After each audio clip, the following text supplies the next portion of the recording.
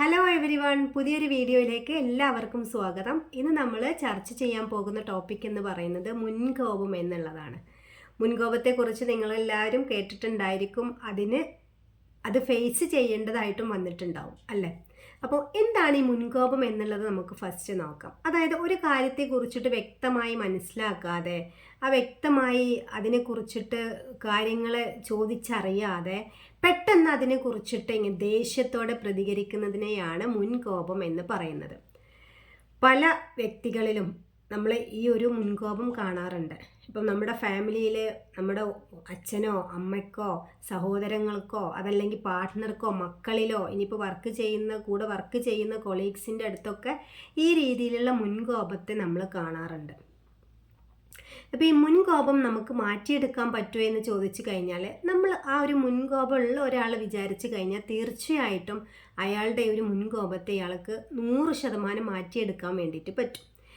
നമുക്ക് ഈ ഒരു മുൻകോപം നമ്മുടെ ഫാമിലി ലൈഫിലും സമൂഹത്തിലും എന്തെല്ലാം മാറ്റങ്ങളാണ് ഉണ്ടാക്കുന്നത് എന്ന് ആദ്യം നമുക്ക് നോക്കാം. അതായത് ഒരു ഫാമിലിയെ സംബന്ധിച്ചാണെങ്കിൽ, ഇപ്പോൾ ആ ഒരു ഫാമിലിയിലുള്ള ഒരു വ്യക്തിക്ക്, ഇപ്പോൾ ഇൻ കേസ് നമുക്ക് കുടുംബനാഥനെ തന്നെ എടുക്കാം.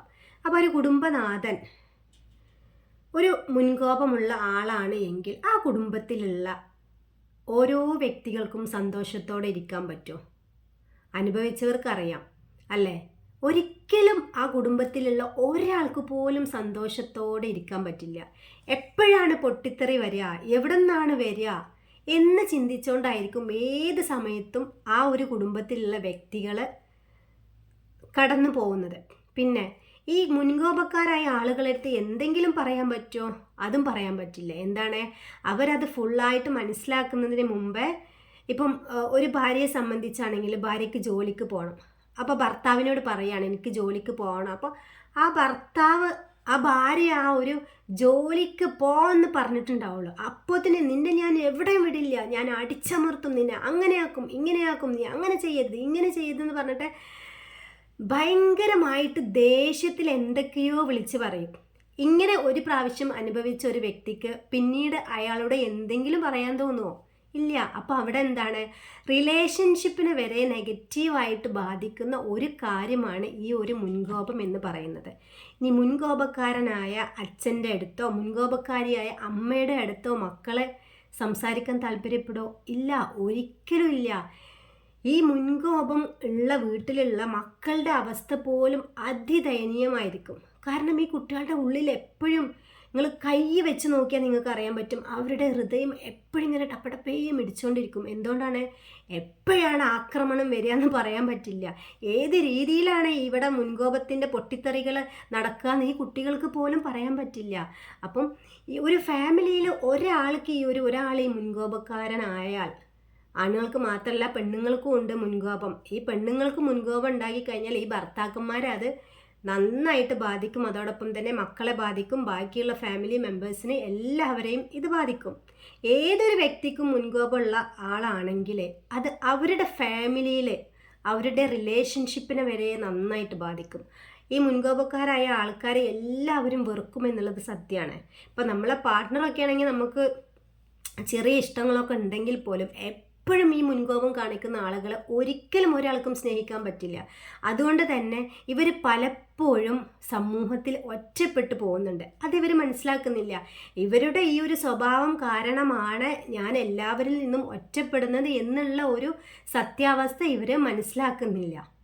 ഇനിയിപ്പോൾ ഇൻ കേസ് ഒരു വർക്ക് ചെയ്യുന്ന സ്ഥലത്താണ് ഒരാളുള്ളതെങ്കിൽ ആ ഓഫീസിലുള്ള ഒരാൾക്കും ആ ഒരു വ്യക്തിനെ, മുൻകോപക്കാരനായ വ്യക്തിനെ ഇഷ്ടപ്പെടാനോ സ്നേഹിക്കാനോ അയാളോട് സംസാരിക്കാനോ ഇനി വർക്ക് പരമായിട്ടോ അതല്ലെങ്കിൽ എന്തെങ്കിലും ഹെൽപ്പ് ചോദിക്കാനോ ഒന്നും കഴിയില്ല. കാരണം ഇയാൾ വായ തുറന്നാലും ഇങ്ങനെ രീതിയിലേ പെരുമാറുള്ളൂ എന്ന് എല്ലാവർക്കും അറിയാം. ഇപ്പം അത് സ്ത്രീയാണെങ്കിൽ ഇവൾ വായ തുറന്നാൽ ഈ രീതിയിലേ പെരുമാറുള്ളൂ എന്നുള്ളത് അവർക്ക് വ്യക്തമായിട്ട് അറിയാം.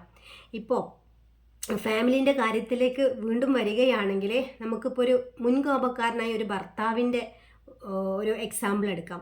ആ ഒരു ഭർത്താവിൻ്റെ ഭാര്യ എത്രത്തോളം വിഷമത്തിലായിരിക്കും ജീവിക്കുക അല്ലേ? അനുഭവമുള്ളവർക്ക് മനസ്സിലാവും. ഒന്ന് സ്വപ്നങ്ങളുടെ പിറകെ പോയിട്ട് സ്വപ്നം കാണാൻ പോലും അവകാശം ആ ഒരു വ്യക്തിക്ക് ഉണ്ടാവില്ല. എത്രയോ ആളുകൾ നമ്മുടെ സമൂഹത്തിൽ ഈ രീതിയിലുണ്ട്. പെണ്ണുങ്ങളെ, സ്ത്രീകളെ, എങ്ങനെ ഒരുപാട് കഴിവുകൾ ഉണ്ടായിട്ടും സമൂഹത്തിന് വേണ്ട കാര്യങ്ങൾ ചെയ്യാനുള്ള അത്രയും എക്സ്ട്രാ ടാലൻറ്റഡ് ആയിട്ടുള്ള കഴിവുള്ള എത്രയോ സ്ത്രീകളെ ഈ മുൻകോപക്കാരായ ഭർത്താക്കന്മാർ 4 ചുമരുകൾക്കുള്ളിൽ അടച്ചിട്ടിട്ടുണ്ടെന്നറിയോ? ഓരോ ആളുകളും നമ്മുടെ അടുത്ത് കോച്ചിങ്ങിന് വരുമ്പോൾ അവരൊക്കെ പറയുന്ന കാര്യങ്ങൾ കേട്ട് നമ്മൾ പോലും അത്ഭുതപ്പെടും. അതായത് ഈ മുൻകോപക്കാരായ ആളുകൾക്ക് എന്താണ്, അവർ പറയുന്നതാണ് കാര്യം, അതിനപ്പുറത്തേക്കൊന്നും ആവരുത്, അതല്ലെങ്കിൽ ഞാൻ പറയുന്നതാണ് ശരി എന്നുള്ള ഒരു വാശി എപ്പോഴും ഇവർക്ക് ഉണ്ടായിരിക്കും. അപ്പം ഈ മക്കളുടെ അവസ്ഥയാണെങ്കിലും അതിലും കഷ്ടം തന്നെയാണ്. അവർക്ക് പഠനത്തിലോ അവരുടെ ബാക്കിയുള്ള കാര്യങ്ങളിലോ ഒന്നും ശ്രദ്ധിക്കാൻ കഴിയില്ല.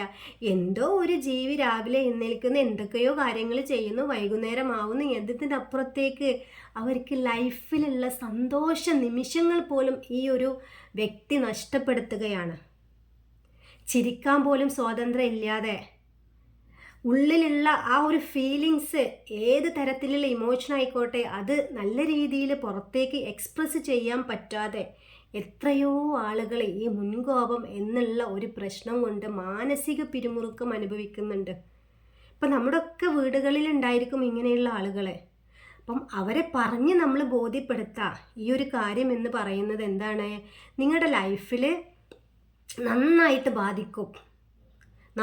ബാധിക്കുമെന്ന് വിചാരിച്ചാൽ നന്നായിട്ട് തന്നെ ബാധിക്കും. ഇവർക്ക് എന്തെങ്കിലും പ്രശ്നം വരുമ്പോഴാണ് അതിൻ്റെ സത്യാവസ്ഥ നമുക്ക് മനസ്സിലാവുക. ആരുണ്ടാവില്ല. ഈ മുൻകോപക്കാരായ ആളുകൾക്ക് എന്തെങ്കിലും പ്രശ്നം പറ്റിക്കഴിഞ്ഞാൽ ഒരാളും തിരിഞ്ഞു നോക്കില്ല. കാരണം എന്താണ്, ആ സമയത്ത് നമ്മൾ ഭയങ്കരമായിട്ട് ഹെൽപ്പ് ചെയ്യും. പക്ഷെ പിന്നീട് ഇയാളെ സ്വഭാവം മാറിക്കഴിഞ്ഞാൽ എന്തൊക്കെയോ വിളിച്ച് പറയും എന്നുള്ളൊരു പേടി കൊണ്ട് ഈ രീതിയിലുള്ള ആളുകൾ സമൂഹത്തിലും ഒറ്റപ്പെട്ടു പോവുകയാണ്. അതവർ മനസ്സിലാക്കുന്നില്ല. ഈ മുൻകോപം എന്ന് പറഞ്ഞ എന്ത് ഇഷ്യൂ ആയിക്കൊള്ളട്ടെ, നമ്മൾ വിചാരിച്ചു കഴിഞ്ഞാൽ അത് മാറ്റിയെടുക്കാൻ ഷുവറായിട്ടും പറ്റും. ഫസ്റ്റ് ആ വ്യക്തി തീരുമാനിക്കണം, എനിക്ക് എൻ്റെ പേഴ്സണൽ ലൈഫിലും എൻ്റെ ഫാമിലി ലൈഫിലും എനിക്ക് ഈ ഒരു മുൻകോപം കാരണം ഒരുപാട് പ്രശ്നങ്ങളുണ്ട്, ഞാൻ അനുഭവിക്കുന്നുണ്ട് ഒരുപാട് പ്രശ്നങ്ങൾ. അതിന് ഈ ഒരു മുൻകോപം മാറ്റിയെടുക്കണം എന്നുള്ളത് ഓരോ വ്യക്തികളും തീരുമാനിക്കാം. ഓരോ വ്യക്തികളും തീരുമാനിച്ചു കഴിഞ്ഞാൽ നിങ്ങൾക്ക് മാറ്റിയെടുക്കാൻ വേണ്ടിയിട്ട് പറ്റുള്ളൂ. ഇപ്പം എൻ്റെ പാർട്ട്ണർക്ക് ആ ഒരു സംഭവം ഉണ്ടെങ്കിൽ എനിക്ക് പറഞ്ഞ് മനസ്സിലാക്കി കൊടുക്കാം, തിരുത്തി കൊടുക്കാം. പക്ഷേ അതിന് വേണ്ടിയിട്ടുള്ള കാര്യങ്ങൾ ചെയ്യേണ്ടത് ഞാനല്ലല്ലോ, പാർട്ട്ണറാണ് ചെയ്യേണ്ടത്.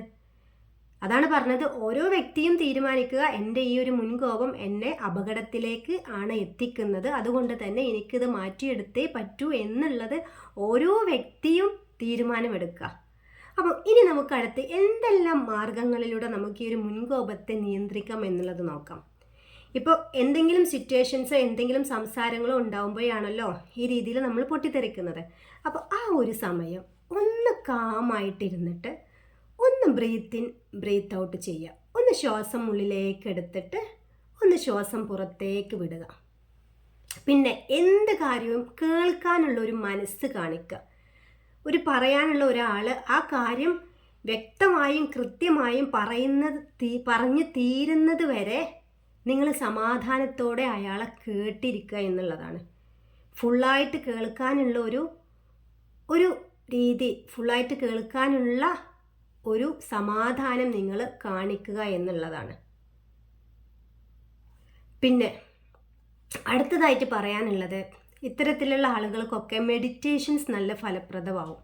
ഇപ്പോൾ രാവിലെ എഴുന്നേറ്റ ഉടനെ തന്നെ മെഡിറ്റേഷന് കാര്യങ്ങൾ ചെയ്യാം.